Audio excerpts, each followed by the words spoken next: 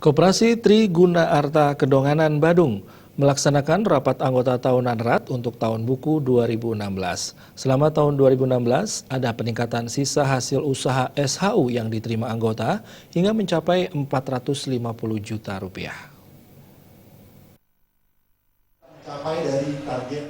Dalam rapat anggota tahunan ke-8 yang dihadiri para anggota, Ketua Koperasi Triguna Arta Komang Mahawiryana menyampaikan laporan tahunan untuk tahun buku 2016.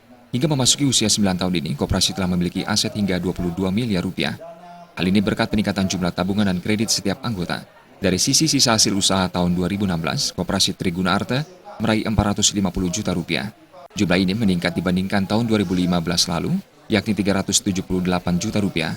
Meski demikian, diakui Komang Wira Maharyana dari sekitar 900 anggota koperasi, hanya sekitar 145 anggota aktif sempurna.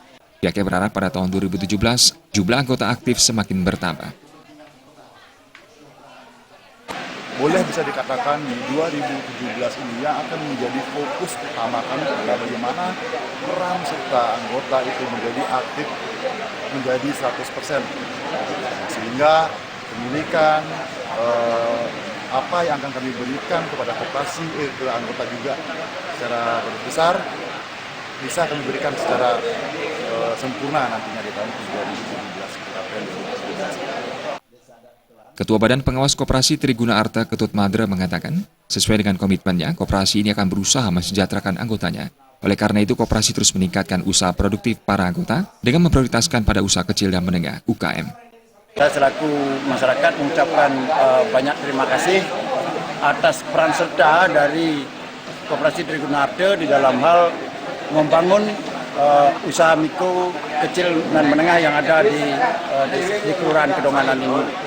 Nah, sudah tentunya dengan terbangunnya koperasi ini memberi peluang dan ruang juga kepada masyarakat Kelurahan Kedonganan di dalam hal